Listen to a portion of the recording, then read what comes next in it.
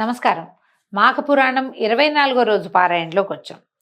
ఈ మాఘమాస నదీ స్నానము చాలా అద్భుతమైందని రకరకాల గాథల్లో చెప్పుకున్నాం. దత్తాత్రేయుల వారు కార్తవీర్యార్జునుడికి తెలియజేస్తున్నారు. అయితే ఈ నదీ స్నానము మానవులకే కాకుండా గంధర్వులకి కూడా చాలా విశేషమైందటండి. గంధర్వులు కూడా ఈ నదీ స్నానం వల్ల సత్ఫలితాలని పొందిన ఒక గాథని తెలియజేస్తున్నారు. పూర్వం ఒక గంధర్వుడు తన ప్రియసఖితోటి భూలోక విహారానికి వచ్చాడట. ఇప్పుడు కూడా గంధర్వులు భూలోక విహారానికి వస్తారని చెప్తారండి. మరి అవునో కాదో తెలియదు. బట్టతల ఇప్పుడు సమస్య కాదు, ఎటువంటి నొప్పి లేకుండా శ్రీరూప్ కాస్మెటిక్ క్లినిక్ లో హెయిర్ ట్రాన్స్ప్లాంటేషన్. ఎవరైనా చూసారా గంధర్వుల్ని? ఏమో వాళ్ళు మనం గుర్తుపట్టలేమో ఏమిటో. మరి ఇది మాఘమాసంలో వచ్చాడట. అయితే అతను గంగానది పరివాహక ప్రాంతంలో విహారం చేస్తున్నారు. వాళ్ళు గంగానది ఉత్తుంగ తరంగాలతోటి కళకళ్ళాడిపోతుందట. ఎంత బాగుందో, నురగలు కక్కుతూ మహా అద్భుతంగా ఉందట. ఈ నదిని చూసేసరికల్లా ఈ గంధర్వుడికి ఆ నదిలో దిగి నిర్మలమైన పవిత్ర భాగీరథిలో స్నానం చేయాలని చాలా ఉత్సాహం కలిగింది. అయితే తన కోరికని ఈ ప్రియ సఖితోటి చెప్పాడు. ఓ సఖి, ఈ నది చూడు ఎంత నిర్మలమైన నీటితో ప్రవహిస్తుందో, ప్రకృతి కూడా కడు రమణీయంగా ఉంది. ఈ ఏకాంత ప్రదేశంలో గంగా నదిలో దిగి స్నానం చేద్దామా అని అడిగాడు. అడిగేసరికల్లా ఈ ప్రియసఖి అందుటే, అమ్మో నాకు నీరంటే భయంగా ఉంటుంది, పైగా ఇది ఎంత ప్రవాహంగా ఉందో, లాక్కెళ్ళిపోతుందో ఏమిటో, నేను చెయ్యను స్నానం, నువ్వు స్నానం చేసిరా చెప్పింది అమ్మాయి. ఇతను ఏం చేశాడు, సరే నువ్వు చేయకపోతే నేను కూడా మానేస్తా అని అనకుండా అతనికి పుణ్యం సంపాదించుకునే అవకాశం ఉంది. అతను ఏం చేశాడు, తన వస్త్రాలు అవి అక్కడ పెట్టుకుని ఈ నదిలో దిగి హాయిగా స్నానం చేశాడు. ఎంతసేపో ఆ చల్లదనాన్ని, ఆ నీటి యొక్క సౌఖ్యాన్ని అనుభవిస్తూ చాలాసేపు నదిలో మునిగి తేలుతూ ఉన్నాడు. సరే పవిత్రుడైపోయాడు. దాంతో అతన్ని బయటకు వచ్చాడు, వస్త్రాలు ధరించి, చెల్లి రాపోదాం అని వెళ్దామన్నాడు. ఇద్దరు కలిసి పైకి ఎగరబోయారు. గంధర్వులు ఆకాశగమన విద్య తెలిసిన వాళ్ళు కదా. అయితే ఏమైంది, గంధర్వుడు వెళ్ళిపోతున్నట్ట, ఈ అమ్మాయి మాత్రం వెనకాలే ఉండిపోయింది. ఎంత ప్రయత్నించినా కూడా ఆమె వెళ్ళలేకపోయిందట. మాఘమాసంలో నదీ తీరంలో నిలబడి నదీ స్నానాన్ని తిరస్కరించినందుకు ఆమెకి ఆకాశగమన విద్య మర్చిపోయింది. ఆమెకి ఏం చేయాలో తెలియలే. సరే, నదీ స్నానాన్ని తిరస్కరించడం వల్ల ఇంకా చేయగలిగేదేం లేదు. గంధర్వుడు నీ తాలూకు ఈ పాపాన్ని పోగొట్టుకోవడానికి నువ్వు నదిలో స్నానం చేయవలసిందే అని చెప్పి వెళ్ళిపోయాడు. కానీ ఆ మాట ఆమెకు అర్థం కాలేదు. తను స్నానం చేయకపోవటం వల్ల ఇలాంటిది వచ్చింది అని తెలియలా. ఆమె ఒంటరిదైపోయింది. అతను ఏం చెప్పాడో ఈ అమ్మాయికి అర్థం కాలేదు. చెప్తూ వెళ్ళిపోయాడు, కానీ ఆయన వెళ్ళిపోయాడు, ఈమె ఉండిపోయింది. ఈ గంధర్వ కన్య ఒంటరిదైపోయింది. అడవిలో అటు ఇటు తిరుగుతూ అక్కడ ఉన్న ఒక ఋష్యాశ్రమాన్ని చూసింది. అయితే ఈ ఋషిగారి పేరు మైత్రేయుడు అట. ఈ మైత్రేయుడు ఈ అమ్మాయిని చూసేసరికల్లా ఆయన ఆశ్చర్యపోయాడు. ఆ అమ్మాయి అటు ఇటు తిరుగుతోంది.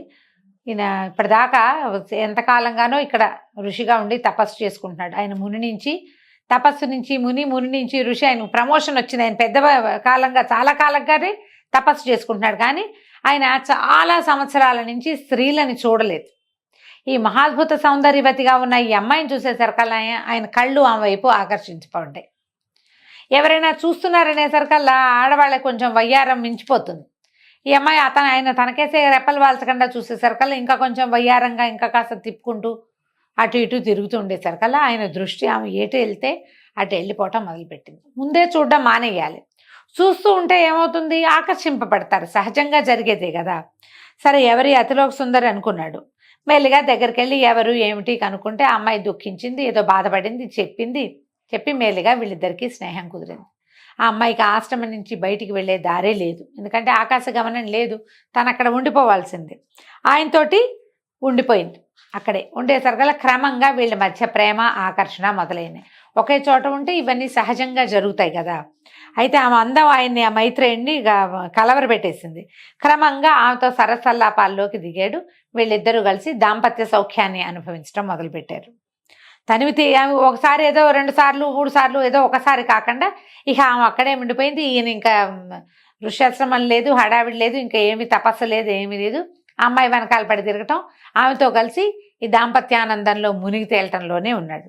అయితే ఏమైంది, ఈ పైకి వెళ్ళిపోయినటువంటి గంధర్వుడు ఈ అమ్మాయితోటి ఏం చేయిస్తే తను మళ్ళీ వెనక్కి వస్తుందో ఆలోచించుకుని అక్కడికి వెళ్ళి తన సహచరులని కనుక్కొని స్వయంగా తీసుకెళ్ళి ఈ అమ్మాయిని, తన ప్రియసఖిని నదీ స్నానం చేయించు, ఆమె ఇట్లా మాఘమాసంలో గంగా నదీ స్నానాన్ని తిరస్కరించడం వల్లే ఆమెకి ఆకాశగమన విద్య విఫలమైందని చెప్పి పైన తన తాలూకు అధికారుల దగ్గర, పెద్దవాళ్ళ దగ్గర ఋషుల దగ్గర తెలుసుకున్న తపస్సుల దగ్గర కిందకు వచ్చాడు. మళ్ళీ వచ్చి ఈమెను వెతుక్కుంటున్నాడు. గంగా నదీ తీరంలో అమ్మాయి ఎక్కడుందో అని వెతికితే నదీ తీరానికి కొంచెం ఎగువన ఉన్నటువంటి ఈ ఋష్యాశ్రమంలో ఆ లోపల లతా నికుంజాల మధ్య ఒక పరపురుషుడు కౌగిల్లో ఉన్నటువంటి తన ప్రియ సఖిని చూసేసరికల్లా విపరీతమైన కోపం వచ్చేసింది అతనికి. అక్కడి నుంచి శపించాడు, నువ్వు ఋషివై ఉండి ఇలా నువ్వు కామాన్ని విడిచిపెట్టలేదు, కామంతో కన్నుమిన్నుగాని అక్కడ ప్రవర్తిస్తున్నావు, నువ్వు వానరముఖుడు అయిపోదువు గాని అని చెప్పేసి ఆ ఋషిగారిని మైత్రేయుడినేమో కోతిమోహవాడి వైపోమని ముఖం కోతిగా మార్చేశాడు.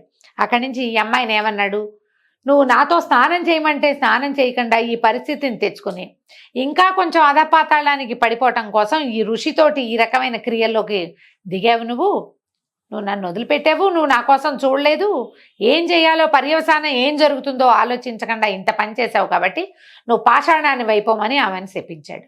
ఆ అమ్మాయి ఒక బండరాతిగా మారి పడిపోయి ఉంది. ఈయన ఏం చేశాడు, ఈ వానరముఖం అయిపోయింది.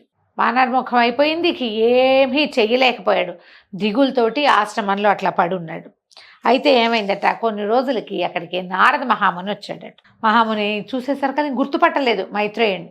ఇదేమిటి అని ఆశ్చర్యపోయి ఈ కోతి ముఖంతో ఉన్నవాడు ఎవడు అని ఆయన ఆరా తీసి అతన్ని కనపడేసరికల్లా ఈ ముఖం మారిపోయినటువంటి మైత్రేయ మహాముని నారద మహాముని కాళ్ళ మీద పడ్డాడట.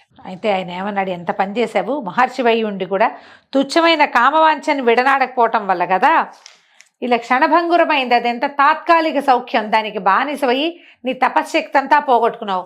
ఒక గంధర్వుడు ఒక ఋషిని శపించాడంటే ఋషి శాపాలకు భయపడతారు గంధర్వులు, దేవతలైనా కూడా.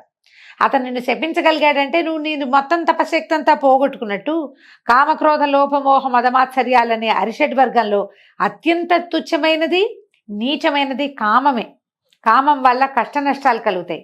కామం వల్ల కళ్ళు కానరావు, కన్ను మిన్ను కానరు, అది వదిలిపెట్టదు మనుషుల్ని. నువ్వు కామమే సర్వానర్థాలకి మూల కారణము. కామం వల్ల కాయం నశిస్తుంది, శరీరం నాశనం అయిపోవడానికి కామమే కారణం అవుతుంది, మనిషిని నిలువెల్లా దహించేస్తుంది. ఇక నుంచైనా కామాన్ని విడిచిపెట్టి సత్ప్రవర్తనని అలవాటు చేసుకో. జరిగిన దానికి చింతించి ఏం ప్రయోజనం, గతం గత, ఇప్పుడు మించిపోయిందేం లేదు.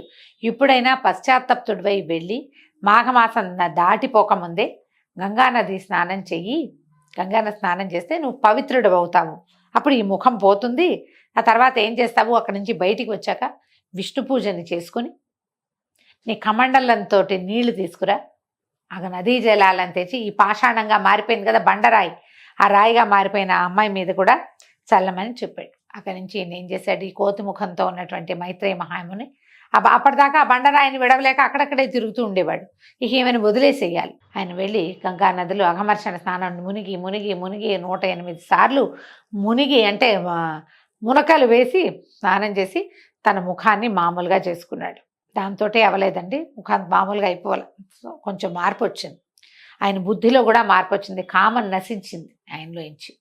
అక్కడి నుంచి బయటికి వచ్చి గంగానది తీరంలో శివ పూజ విష్ణు పూజ చేశాడు. సైకతంతో ఒక శివలింగాన్ని తయారు చేసుకుని శివ పూజ చేసి ప్రత్యక్ష నారాయణ స్వరూపమైనటువంటి సూర్యారాధన కూడా చేసి ఆరాధన పూర్తయిన తర్వాత పశ్చాత్తప్త మనస్సుతోటి ఒక కమండలంతో నీళ్ళు తీసుకుని వెళ్ళి అమ్మాయి నా వల్ల ఇలా పాషాణంగా మారిపోయింది గంధర్వకని ఆమెకు శాపాంతం కలిగించాలని భావిస్తూ పదే పదే పరిపరి విధాలుగా విష్ణు మహేశ్వర్లు ఇద్దరిని ప్రార్థించుకుంటూ ఆ పాషాణం మీద నీళ్లు పోసేశాడు.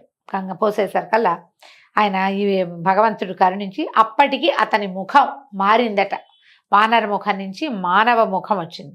ఎప్పుడైతే ఈయన ముఖం మానవ ముఖం వచ్చి ఈ నీళ్లు తెచ్చిపోసాడో అప్పుడు గంధర్వ కన్య కూడా శాప విమోచనం చెందింది, గంధర్వ స్త్రీగా మారిపోయింది. తిరిగి దైవత్వాన్ని పొంది తన ఆకాశగమన విద్యతోటి ఈయనకు నమస్కారం చేసి అక్కడి నుంచి వెళ్ళిపోయిందట. ఆ తర్వాత మైత్రేయుడు కూడా బుద్ధి తెచ్చుకుని ఇక్కడ ఈ ప్రాంతం నుంచి వెళ్ళిపోయాడు. ఇంకా నదీ ప్రాంతంలో రకరకాల శోభాయమానంగా ఉండే ప్రాంతాలలో ఏంటంటే ఇలా గంధర్వులు, యక్షులు, కిన్నరులు, కింపురుషులు వీళ్ళంతా ఇలా విహారాలకు వచ్చే అవకాశం, వాళ్ళ వల్ల తమలో ఈ కాముకత ఏమైనా పెరిగే అవకాశం ఉందని ఈయన దండకారణ్యానికి వెళ్ళిపోయి తపస్సు చేసుకోవటం మొదలుపెట్టాడు. ఈ విధంగా మాఘమాసానికి, మాఘమాసంలో ఉన్న నదీ స్నానానికి, ప్రత్యేకంగా గంగానదీ స్నానానికి ఉన్న విశేషాన్ని తెలియజేస్తున్నారు. దీంతో ఈరోజు పారాయణ పూర్తయిందండి.